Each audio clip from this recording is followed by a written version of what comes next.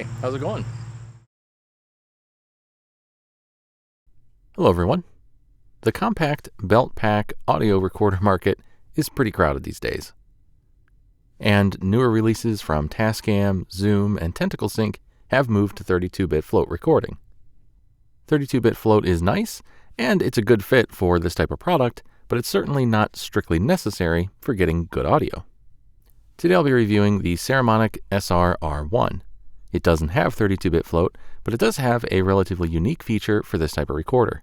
It can record in stereo if you connect a stereo microphone to it. But is it any good? It comes with a mono lavalier microphone, so you can't take advantage of the stereo recording unless you already have a stereo mic or purchase one separately. This isn't that big of a deal, but it is a bit of a missed opportunity because I think the stereo recording capability is the standout feature of this recorder. It also comes with a soft carry pouch, a USB-C to A cable, 2 foam and 2 furry wind muffs, 2 mic clips, and an 8GB micro SD card. All you need to start recording is a AAA battery. Build quality is a bit of a mixed bag. It has a metal body that feels sturdy, and the fit and finish is reasonable. It doesn't immediately feel as much like metal as you might expect, and I think that's likely just due to the relatively thick coating of paint that it has. So far, so good, but I quickly started to find odd quirks. The little graphic next to the memory card slot, which on most devices would tell you the proper orientation of the card, is actually reversed from the proper orientation. It shows the card like this, but it will not insert that way, it has to go the other way. So it means the memory card goes here, but not the way it shows. The mic jack sort of skews the mic sideways a bit. This can sometimes make it tough to get the locking collar started. You have to sort of push and hold the plug straight while you thread the collar on.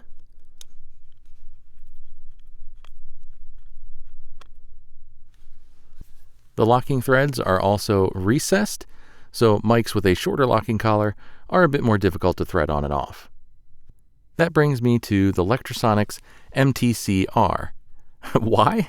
Well, this good, but these days crazy priced recorder isn't a realistic competitive option to the Saramonic, but I still thought it would be interesting to compare them side by side visually. Clearly the Saramonic isn't an exact copy, but a lot of the details are surprisingly similar. Same general shape,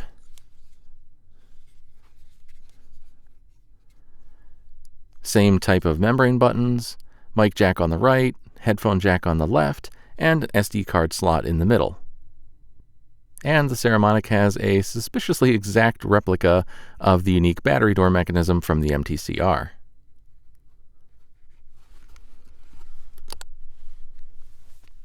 I just found the similarities interesting.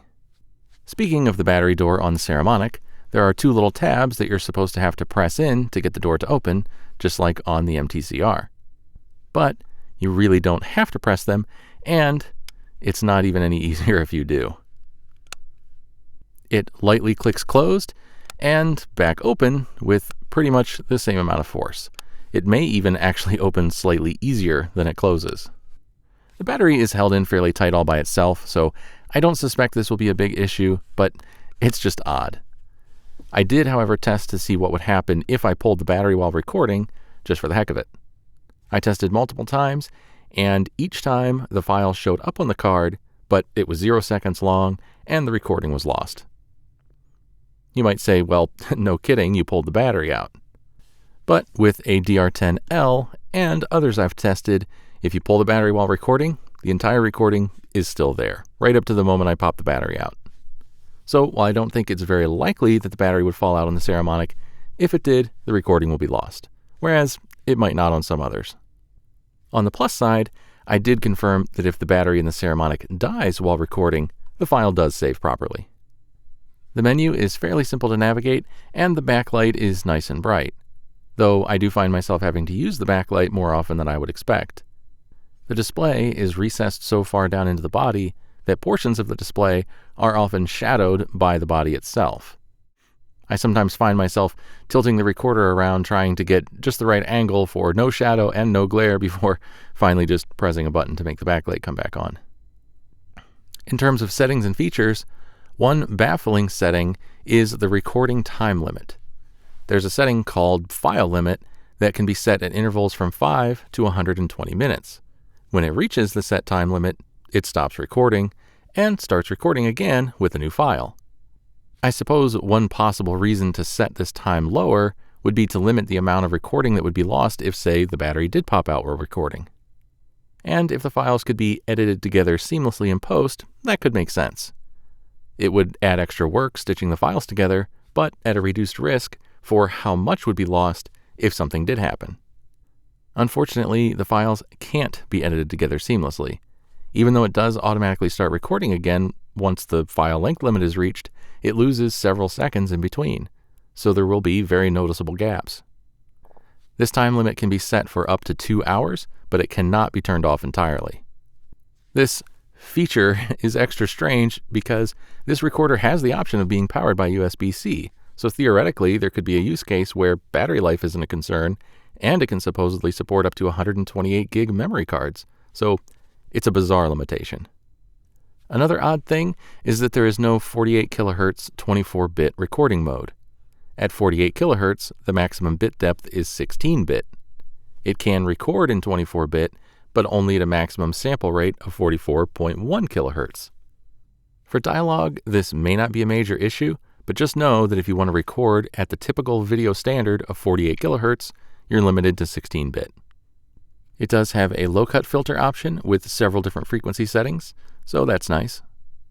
And this recorder can record in mono or stereo. Stereo recording is an uncommon feature for a little recorder like this, and it may be the selling point for you.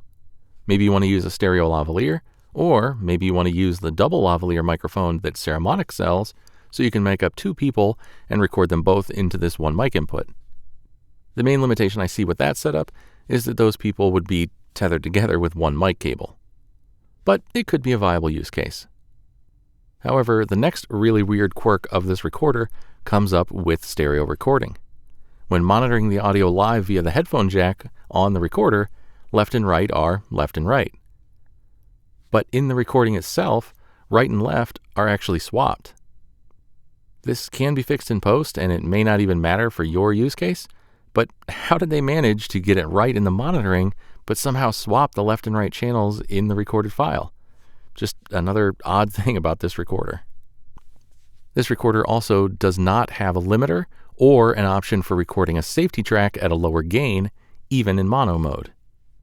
There's also no level meter of any kind on this recorder.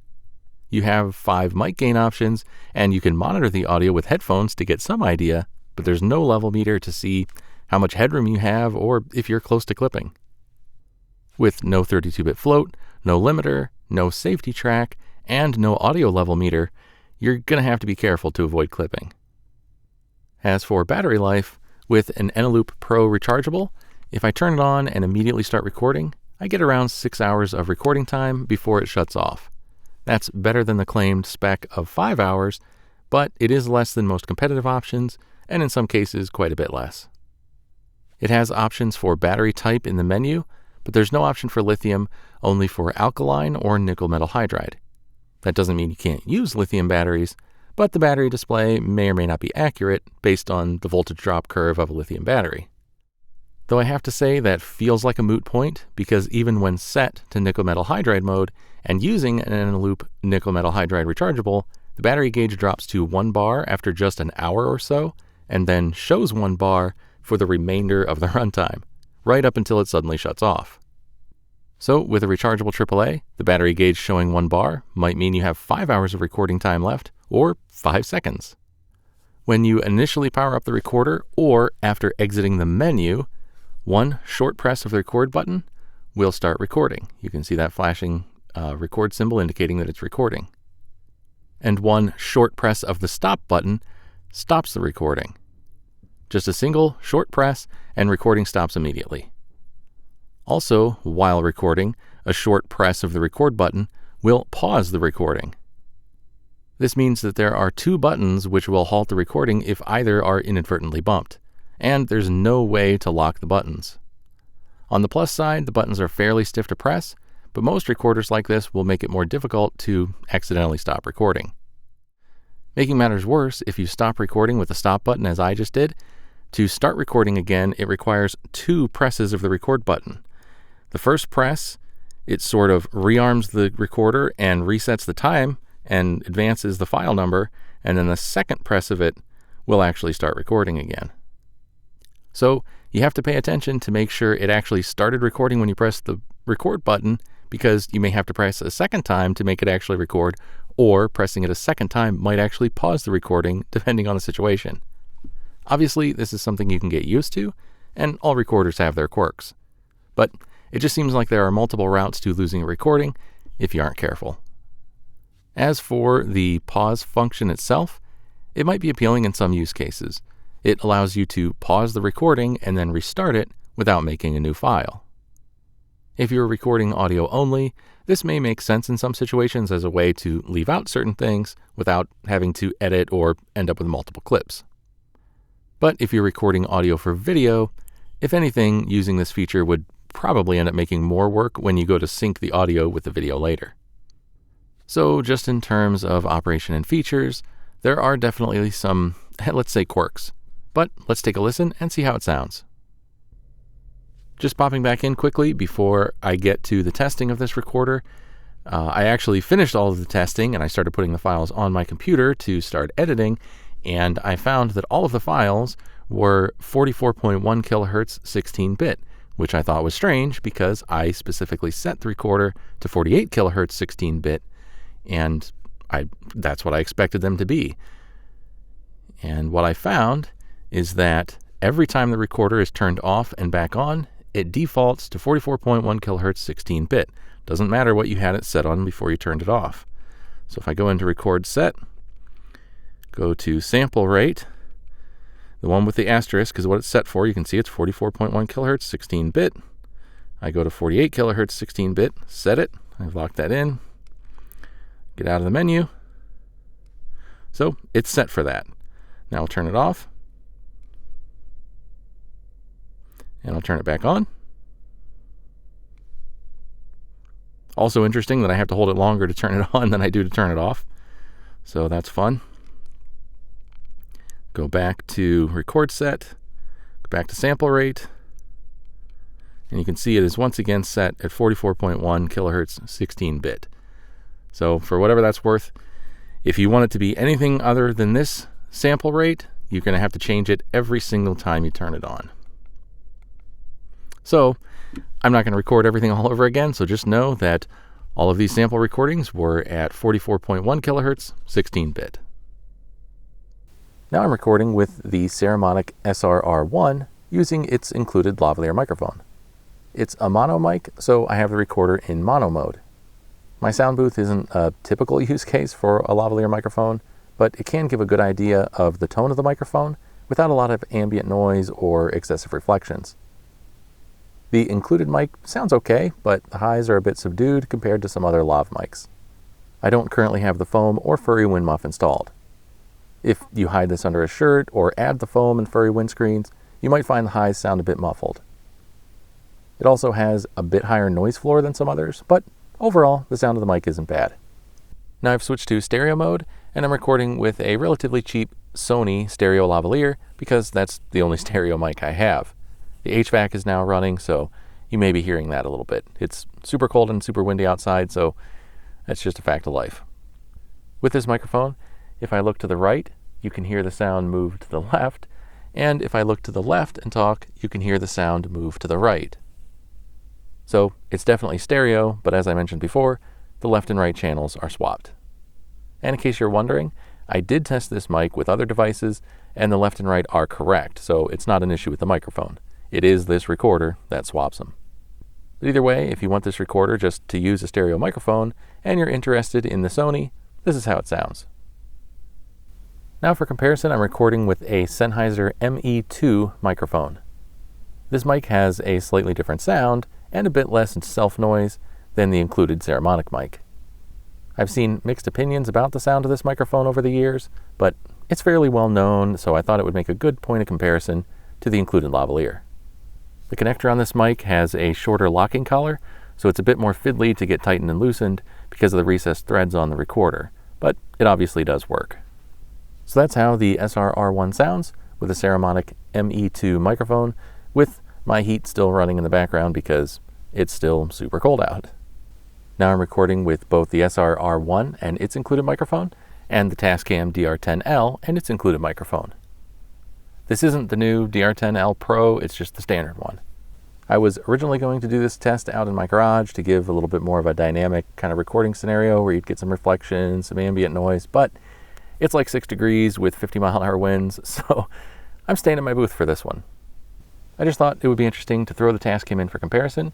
So for this section, I will be switching back and forth between the audio from each of these recorders, and I will put on screen which one you're hearing at any one time. Both of them are at their middle or medium gain setting. The Tascam is set at medium, the Saramonic is set at 3. Both of them have 5 gain levels, so they're both set right in the middle.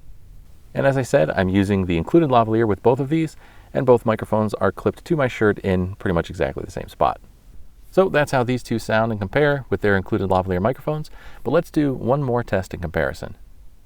And speaking of losing audio clips, forgive me if I don't sound overly enthusiastic during this testing part, but I'm doing this for the second time after I put all the files on my computer because this section was corrupted and the file was no good and couldn't be read. So I'm doing it again. So what am I doing? Well, I'm recording with a handheld dynamic microphone, in this case the Electrovoice 635A, and I'm just using a simple adapter into the recorder. So I thought this would be an interesting test to push the preamp of the recorder rather than just essentially listening to the self-noise of the microphone, because a lot of lavalier microphones tend to have pretty high self-noise just as an aspect of the microphone itself, so you don't necessarily get a good representation of the noise floor of the recorder. But in this case, dynamic microphone doesn't really have any inherent noise of its own. I mean, it might a little, but they're not, it's not a big factor. So in this case, it's just a matter of providing enough gain. The 635A isn't the least sensitive dynamic microphone, but it does require a fair amount of gain, and I do have the gain on the recorder set at 5 out of 5, so it's maxed out. And this is the kind of results you can get. So how does it sound, and how's the self-noise? Now I'm still recording with the 635A, but this time into the Tascam DR-10L. Again, I have the gain on the recorder maxed. The preamp of the Tascam is okay, but it isn't known for being especially low noise, so how does it sound and how does the noise floor compare to the SR-R1? It may seem silly to use a microphone like this with a little belt pack recorder, but it is a viable use case. Maybe you're at an event or something like that, and you're having trouble with your wireless system because of, a lot of interference or something. Well, the ability to record directly into one of these little belt pack recorders that you can just stuff in your pocket could be pretty handy. So I thought it might be an interesting test. After all of that, where do I stand on the SR-R1? For starters, let's talk a bit more about the Tascam DR-10L. The regular price for the Tascam is about $10 more than the Saramonic, but it's often on sale for far less. Like the Saramonic, it doesn't have Bluetooth or 32-bit float, and it also doesn't have the option to record in stereo, which the Saramonic does. On the other hand, the Tascam has a lock switch to lock the controls once recording. It has a limiter. It has the option for a safety track to record a second track at lower gain. It has an audio level meter. It has longer battery life. It has slightly cleaner preamps. It has a more secure battery door.